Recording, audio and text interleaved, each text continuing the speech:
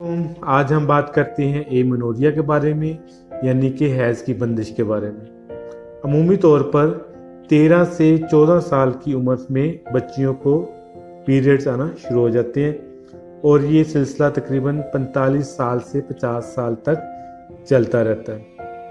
अब इस दौरान अगर 2 महीने 3 महीनों के लिए पीरियड रुक जाएं, पीरियड ना आए, तो हम कहते हैं कि एमेनोरिया यानी हैज़ की बंदिश का मसला हो गया।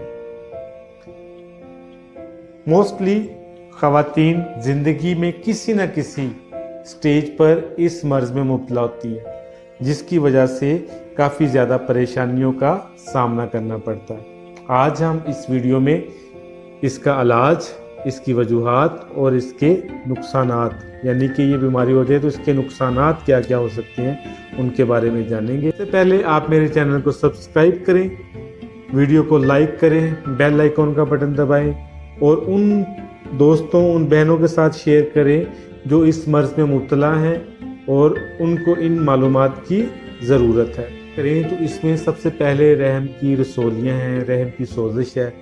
इसके अलावा लो बॉडी फैट है, यानी वो ख़वातीन जो ज़्यादा कमज़ोर हैं, स्लिम हैं, जिनमें जो एवरेज लेवल ऑफ फैट जिस्म का होता है उससे कम है लेवल, वो ख़वातीन भी इस मर्ज़ में मुब्तला हो जाती हैं। इसके अलावा HB की कमी है, यानी हीमोग्लोबिन, खून की कमी की शिकार ख़वातीन भी एमेनोरिया का शिकार हो जाती हैं। जज्बाती नफ्सियाती दबाव है, जो बहुत ज़्यादा किसी बात को सीरियस ले जाती हैं, हमेशा नफ्सियाती अमराज का शिकार रहती हैं, उनमें भी ये मर्ज़ आम होता है।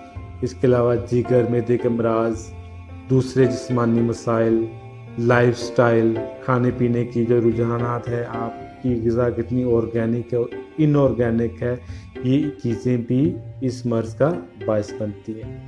एमेनोरिया के नुकसानात की बात करें तो इसका सबसे बड़ा नुकसान इनफर्टिलिटी है, यानी बांझपन है। वो ख़वातीन जो एमेनोरिया का शिकार होती हैं उनमें 90% चांसेस होते हैं कि वो बेऔलाद होती हैं, उनमें औलाद पैदा करने की सलाहियत कम हो जाती है। इसके अलावा हड्डियों का कमज़ोर होना, कैल्शियम डेफिशिएंसी है, मोटापा हो जाता है। अमूमी तौर पर वो ख़वातीन जिनमें एमेनोरिया होता है, बंदिश 6-6 महीने 7-7 महीने रुका रहता है, उनका जिस्म फूलना शुरू हो जाता है, अपनी उम्र से बड़ी नज़र आना शुरू हो जाती है, मैदे जिगर के अमराज हो जाती हैं, खून की कमी हो जाती है, हार्मोन्स में ख़राबी ज़्यादा आनी शुरू हो जाती है, जिसकी वजह से चेहरे पर बाल और जिस्म के मुख्तलिफ हिस्सों पर बाल उगना शुरू हो जाते हैं। नुस्खा शेयर कर रहा हूँ, स्क्रीन पर लिखी हुई चंद एक चीज़ें हैं, आप नोट कर लें, अंसारी की दुकान से परचेज़ कर लें, अच्छी क्वालिटी की चीज़ें लेनी है।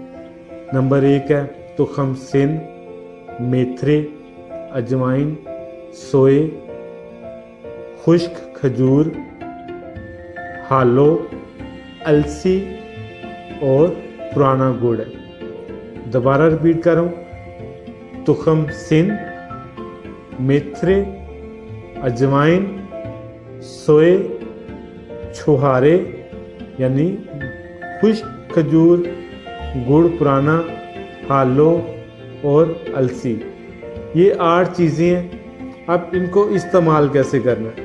इस्तेमाल इंतहाई आसान है।